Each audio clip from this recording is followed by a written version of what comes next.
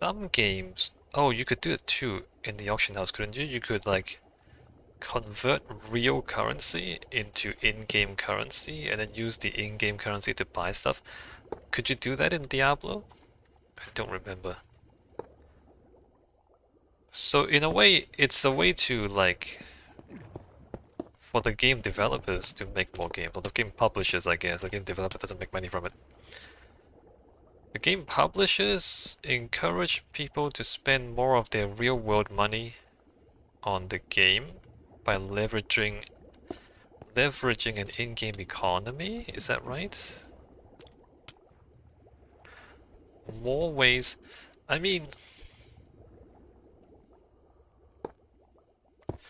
more ways for people to spend money in the game without necessarily the developer having to put in any more work themselves, because they simply run the market and they basically tax the market.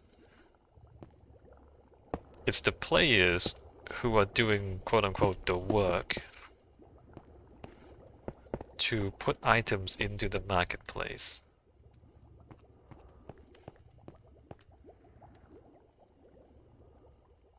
I'm trying to think, why do in-game economies exist at all? What is the purpose of them existing? I mean, if we say that, okay, games have rare items, or games can have duplicate items,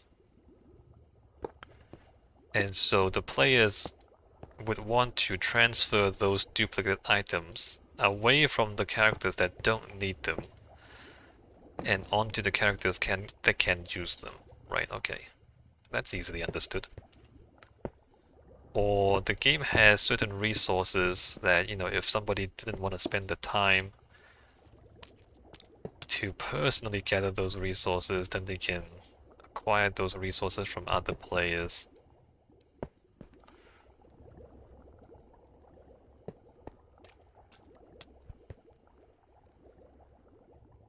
But that wouldn't require an in-game marketplace.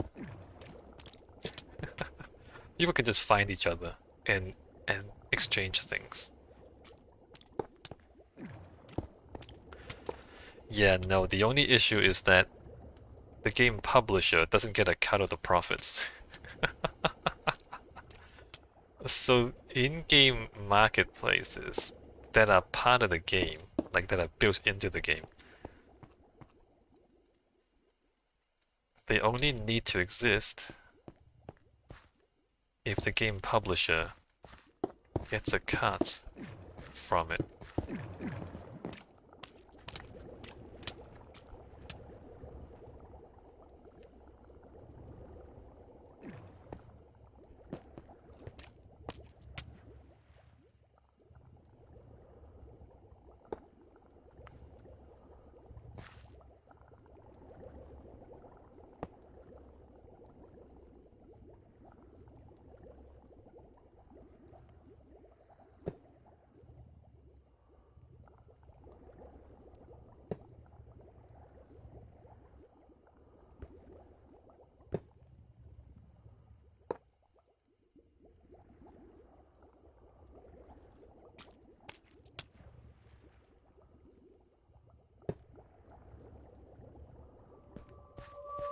'm not too familiar with World of Warcraft.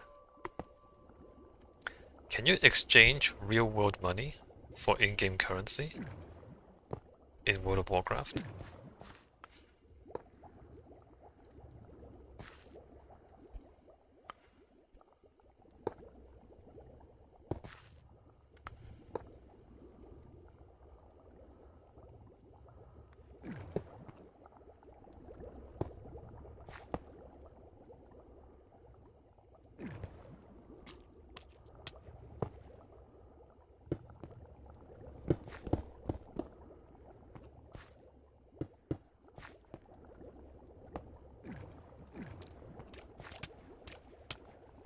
Two, three, four, five, six, seven, eight.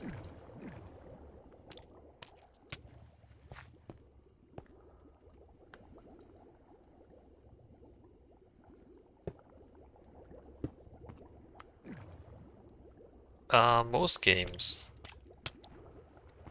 Real-world currency gets transformed into premium in-game currency, and then the premium in-game currency can be traded with other players for in-game currency. Seems like a complicated roundabout way of doing things, but what it means is that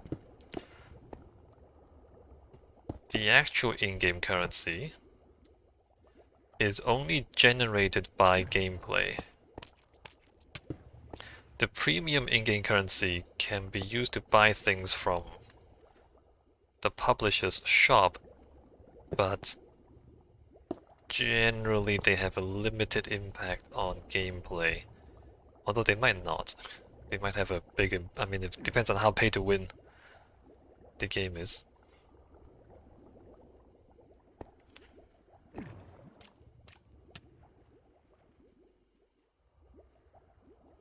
I can't see a thing.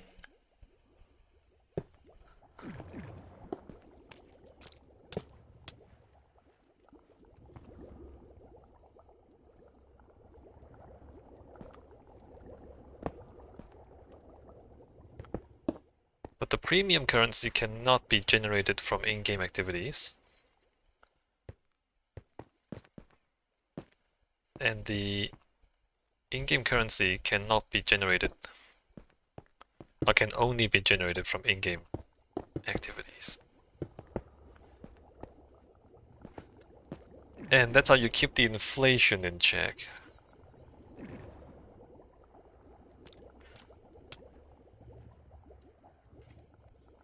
The inflation of the in-game currency.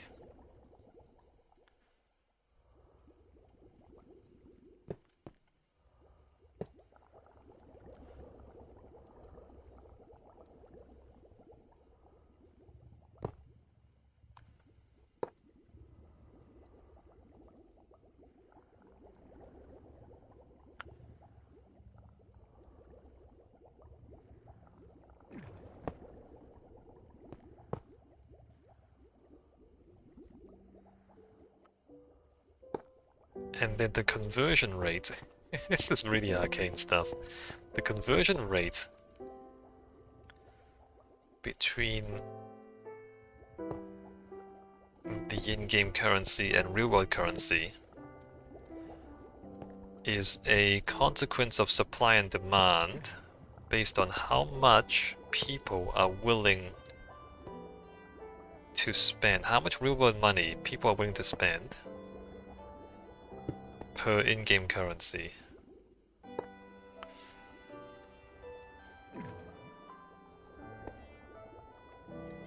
That determines the exchange rate between real-world currency and in-game currency.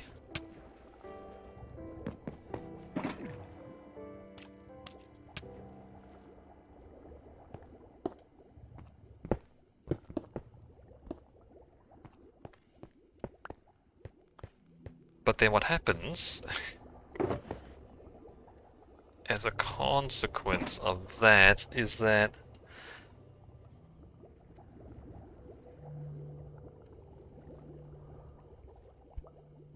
I didn't mean to do that.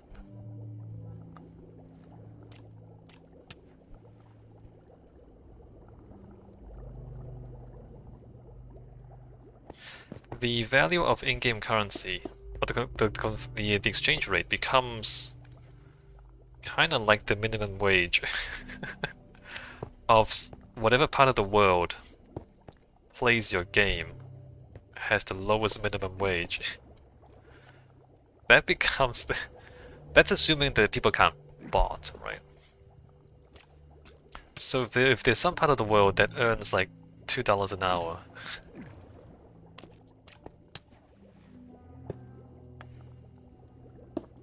then the value of your in-game currency becomes something like $2 an hour.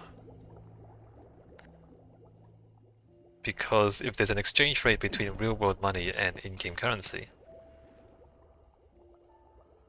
then real-world economic conditions will dictate the value of how much time people spend in the game to farm currency.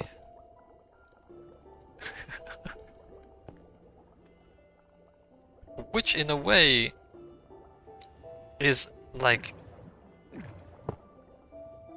the players from poor countries subsidizing the entertainment of players from rich countries. It's all about economic exploitation, Hava. It all comes back to capitalist exploitation. That's amazing. Because if you live in a country where you can earn 20 bucks an hour or something, you would not spend an hour in the game to do something that is the equivalent of $3. You would only spend an hour in game to do something that is the equivalent of 3 hours. $3 an hour. If your actual wage in the real world is $3 an hour. So you have a bunch of farmers, you know, they farm for in-game currency, but they're all from like poorer countries where the pay is bad.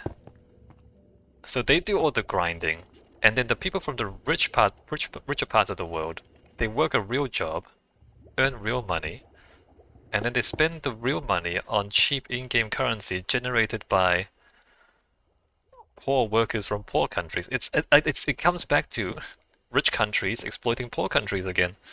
Unbelievable. Capitalist exploitation in my video game? You better believe it.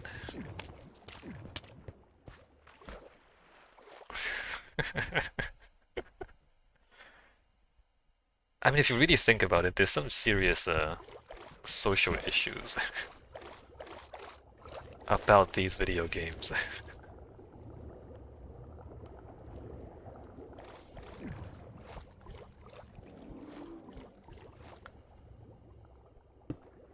I mean, like people talk about, oh, Chinese hackers hacking the game. Yeah, you know why Chinese hackers hack a game? It's because for them, it's actually profitable, whereas for you, in parts of the world where you make more money, it's not profitable, right? The reason it happens is because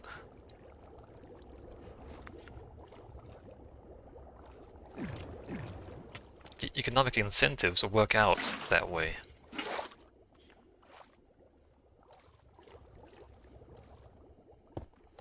Chinese gold farmers in World of Warcraft. Yeah, because China has lower wages. And it's not just Chinese, of course, it's just any country with lower wages. Oh, there's a whole lot of Guardians over there, crazy. I guess, okay, what happens is that any Guardians who are on this side get killed. And so the only Guardians that survive are on that side. This is why we need to... Oh crap. This is why we need to get this Guardian farm complete, so we don't have all the Guardians stacked over on that side.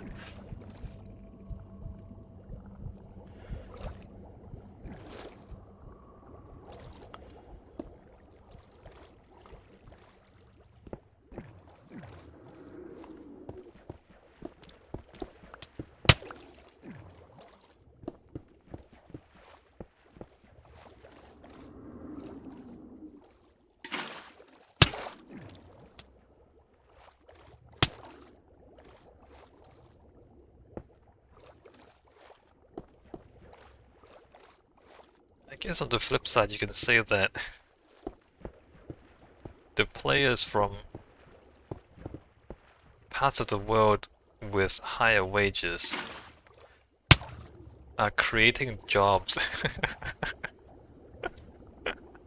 Are creating jobs for players from parts of the world with lower wages. They're not exploiting them, they're creating jobs for them.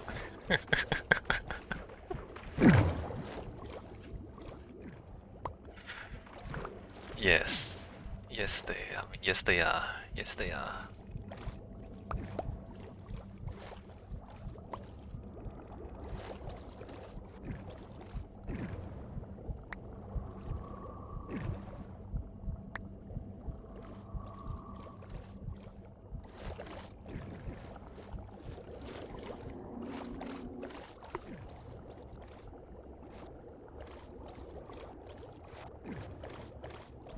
Right, 2 more rows to go. I only have like 20 minutes. Less than 20 minutes today. I don't think I'm gonna finish this completely today. I might finish this in my own time, because I do want to get the whole thing complete and then just start seeing how it works. Because we're not gonna see how it works until the whole thing is finished. Because as I said, like the Guardians will keep spawning on the other side of wherever we're working. So we don't really know how efficient this thing is at catching Guardians until we actually finish everything.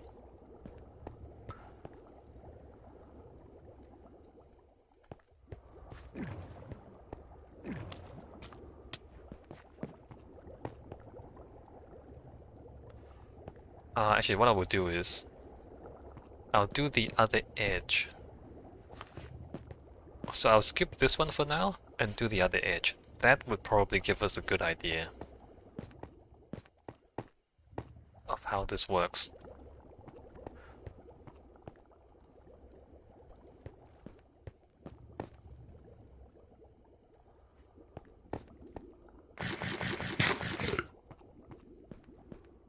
Uh, those there. And put those there. And put that there.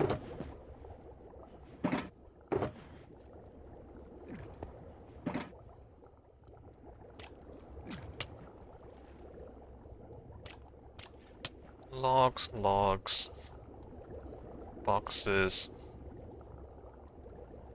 1, 2, 3, 4, 5.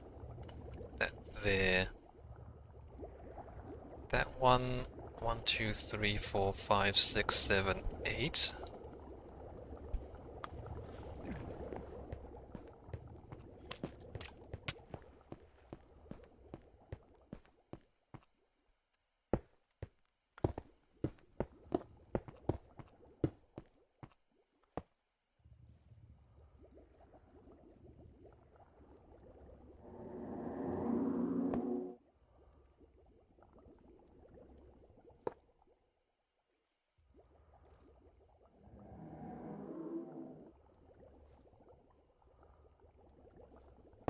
I mean, of course,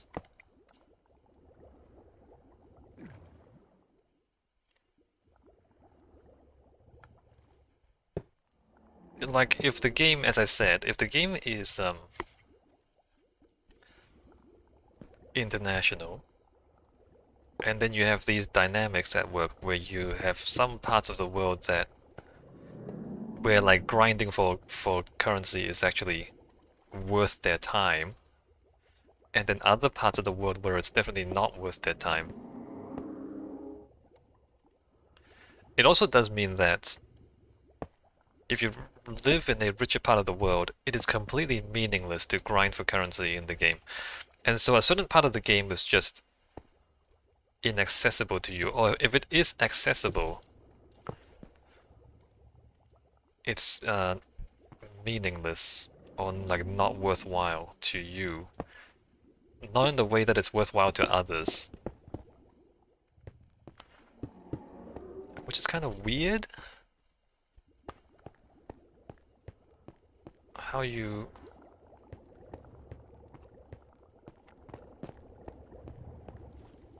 have to think about that.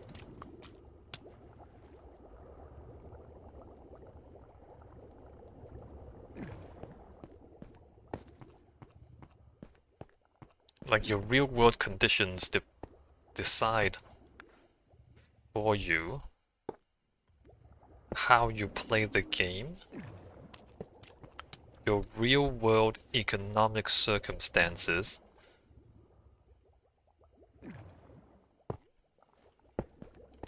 And I mean, people play games to get away from this stuff, right? People play games to get away from the real world economy. They don't play games to get into it.